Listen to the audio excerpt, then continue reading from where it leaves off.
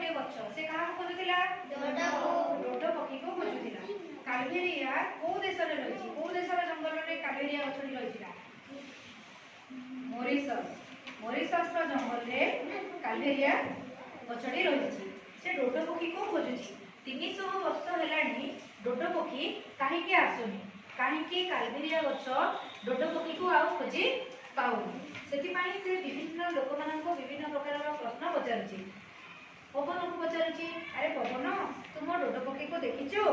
पहाड़ को पचारुची पहाड़ तुम डोड पक्षी को देखिचो मयूर को पचारुची मयूर भाई तमें मो डोड पक्षी को देखिच किंतु उत्तर कौन आसुची ना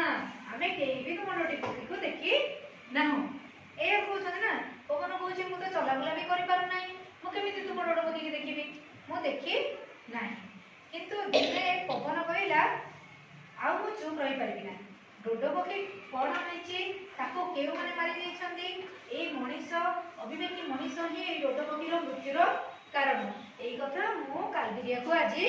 कही देबी से विषय रे आज आमे कालभेरिया कांदुची पाठरे पढिबा बुझि पारलो।